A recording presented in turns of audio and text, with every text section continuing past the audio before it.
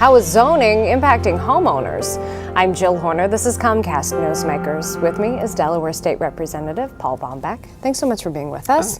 My pleasure. We're talking about a variety of different development projects in Newark and Newark area, but when people purchase a property, how can they determine the potential future land use of the properties around them? Certainly. Well, if you're in the city, you can go to the city for its records. You live in the county, go to the county for their records, and you can find out for the surrounding properties and those nearby what their zoning is.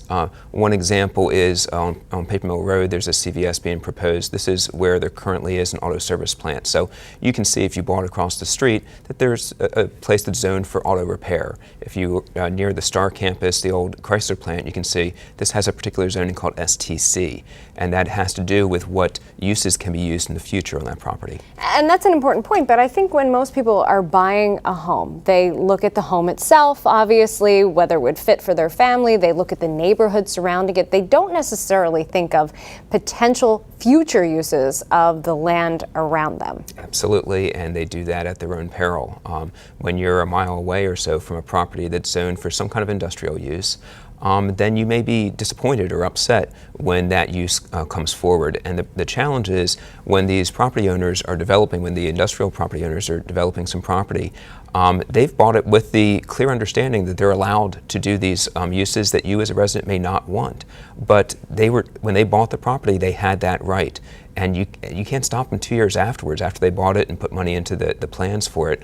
It's very frustrating, but that's why it's important for residents to speak up early on when the proposals are first coming out, when the zoning changes are coming out. Sometimes the process is called a comprehensive plan for a big plan, a multi-year plan, and the residents have opportunities to hear about that and to speak up and be heard and affect how those zonings are determined. And that's an important point, though, because when we're talking about zoning that may have an impact 10 years, 20 years down the line, residents really want to think long-term about what they want for their communities. Oh, absolutely. That's one of the things that Newark's recent comprehensive plan listened to residents about, wanting to partner more with the university, try to use, for instance, their bus services to also be available for residents to reduce the parking challenges in downtown Newark. And that's something where in the plan we need to look into that and see, is that something we can do? And that can end up with needing fewer parking lots in downtown. And you mentioned some development projects within the area, but there's been a different process in place for these different projects. Sometimes the developers will work better in conjunction with residents. Sometimes it's more of an adversarial process. Right. There's two recent developments proposals. One is the Wawa with the gas pumps on South Main Street in Newark, and the other is a CVS being proposed up on Paper Mill Road. With the CVS, there's at least a conversation going on between the developer and the area residents, where in the Wawa, it's more of a combative, where the residents are saying, not in our backyard, we do not want the gas pumps there.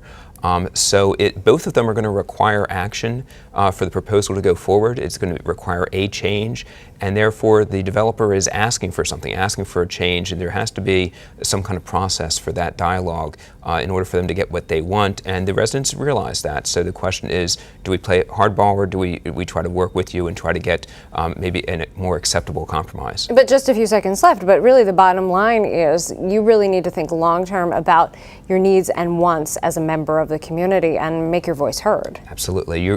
You really care about what happens in your neighborhood and around your neighborhood, near your schools, etc. And the zoning is what's going to be affecting that in the coming years. All right. And if people do have concerns, they can reach out to their local government and make their voices heard as well. And they're doing that very effectively now. Right now, that is happening. Thanks so much for being with us. We've been talking with Delaware State Representative Paul Baumbach. I'm Jill Horner.